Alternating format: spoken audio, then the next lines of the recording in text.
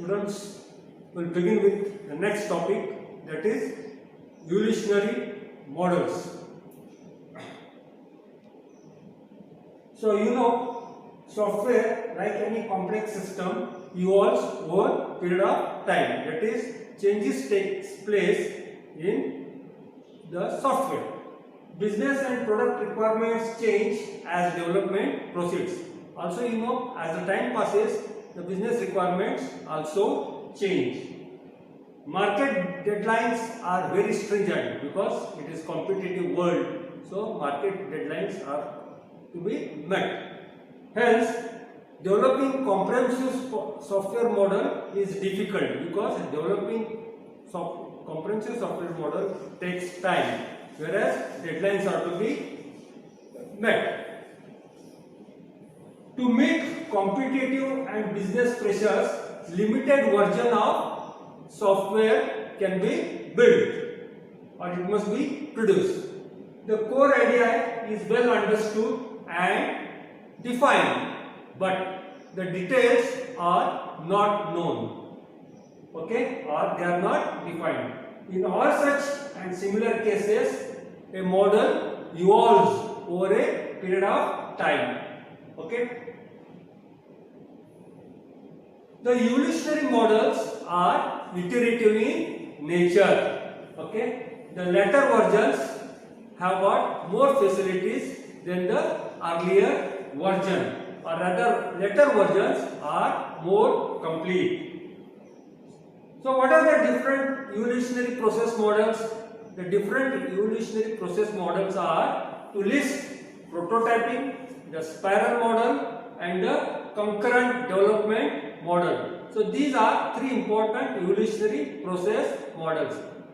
Okay, today we will study what is prototyping model. When the customer has got legitimate need but is clueless how to proceed, in all such cases a prototyping model, okay, comes to the solution, or prototyping model is necessary to be built. So this diagram is a diagram depicting, okay, prototyping model. So we have got these framework activities. One is communication here, then planning here, modeling, construction and deployment. So these are framework activities. So as that of every model, even the prototyping model begins with the first phase, that is communication. Once we get details from the customer, the developer, okay, sits together and a quick plan is developed, okay. Also modeling is done and quick design is done. All this can be done in a short period, that is for 60 to 90 days. So here in the prototyping model, a quick plan and quick design is a core aspect, okay. It is followed by construction of a prototype. As you know, in the construction of prototype, we write the code, we test the code, okay. All these activities take place. Then we have got deployment, okay. Deployment is the phase where we give the model to the customer to evaluate, okay. So here all the five, that is communication, planning, modeling, construction and deployment stages are there. But in prototyping model, after the communication phase, a quick plan is worked out as well as a quick design is worked out. So as you know, prototyping paradigm begins with communication. Software engineer and customer define overall objective and identify the requirements. A prototyping iteration is planned quickly and modeling proceeds. A prototype is built, deployed and evaluated by the customer. So customer gives feedback and from his feedback the improvements are done, okay. What has more requirements, those are incorporated. A prototype serves as mechanism for identifying software requirements in detail. Earlier we do not have details, once we build a prototype, put it into operation, we get to know more requirements for the software system. So the prototype can work as the first system. As you know, prototype is a working model. It gives the basic requirements for the system. So it is the first system, we say. But the prototype must be discarded because prototype is built with lot of compromises in case of time and in case of other tools also, because you want a quick proof of concept. Later actual system is engineered with quality. The prototype doesn't have that quality, but we want a working system with more quality. That is why prototype is discarded and a new system is built with quality concept.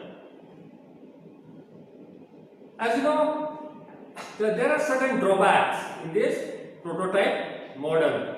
What are the drawbacks? We can list 3 drawbacks.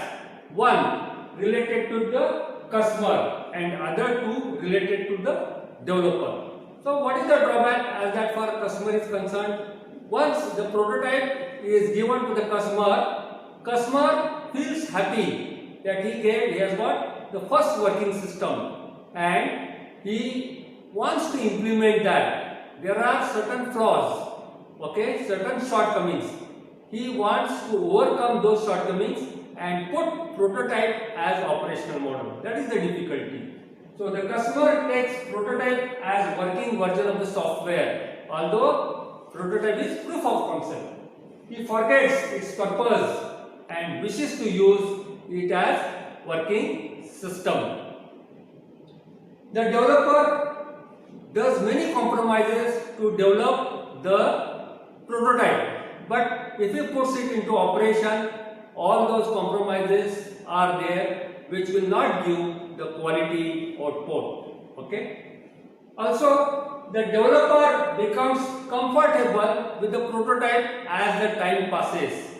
So developer is also happy with the prototype and he uses less than ideal choice. That was not the choice, that was just proof of concept, but he also tries to adopt it as the integral part of the system. So today we have tried to understand what is evolutionary models, and there are 3 evolutionary models. One, prototype; second, the spiral model; and third is concurrent construction system. So with this lecture video and the PDF notes that I will send, I hope you will be able to understand concept of prototyping. Thank you.